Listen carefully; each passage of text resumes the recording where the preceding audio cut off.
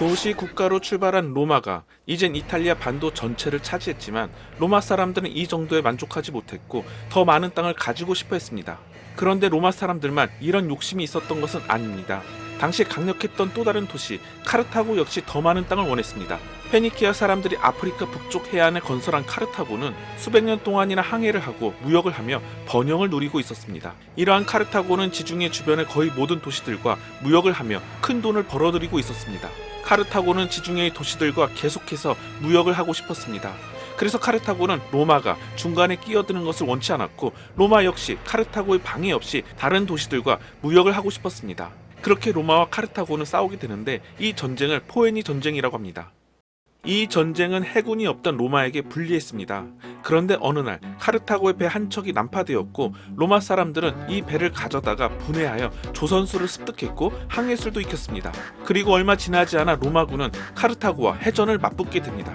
하지만 카르타고는 강력한 존재였습니다. 그래서 로마 사람들은 신께 의존했습니다. 신들에게 많은 제물을 바치며 승리를 기원했는데 클라우디우스 풀처라는 로마 장군은 전쟁에서 이기기 위해 신성한 닭들을 데리고 배에 탔다고 합니다. 그리고 이 닭들이 모이를 먹는 모양을 보고 미래를 점칠 수 있다고 믿었습니다.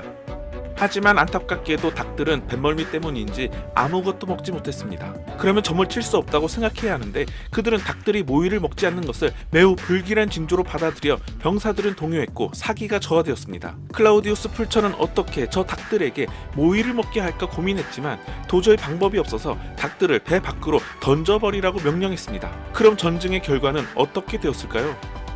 클라우디우스 풀처가 이끈 부대는 전투에서 대패했고 병사들은 클라우디우스 풀처가 닭들을 바다로 던져버려서 졌다고 생각했습니다.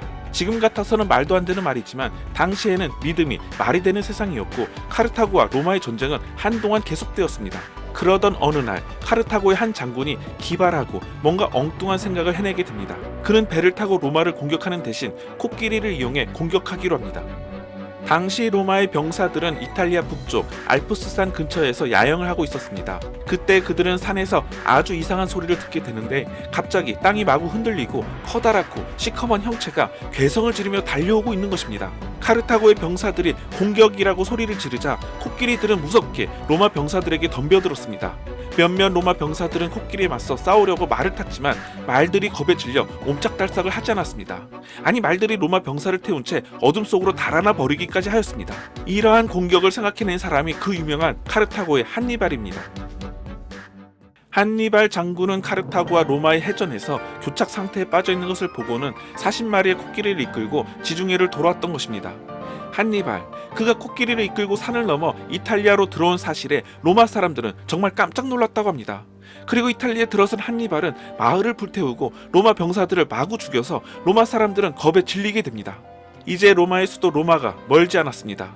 그때 로마의 스키피오 장군이 나서게 됩니다. 스키피오, 그는 북쪽의 한니발을 상대하기보다 오히려 배를 타고 카르타고의 수도를 공략합니다. 빈집터리에 가까운 로마의 공격에 카르타고는 다급히 한니발에게 전가를 보내게 되는데 이탈리아에서 불 지르고 약탈하느라 진을 뺀 한니발의 부대는 결국 전투에서 패하게 됩니다. 이제 한니발도 도망자 신세가 되어 소아시아에 숨어 지내게 되었고 카르타고는 로마의 손아귀에 넘어가게 됩니다. 이 소식을 들은 한니발은 코끼리 따위를 무서워하던 로마인들에게 위대한 도시 카르타고가 졌다는 사실에 참을 수 없어 독약을 찾아 마시게 됩니다. 다음 시간에는 고대 인도의 신들 이야기와 카스트 제도, 그리고 왕이 되기를 포기한 남자 고타마 시타르타 이야기로 다시 찾아뵙겠습니다. 시청해주셔서 감사합니다.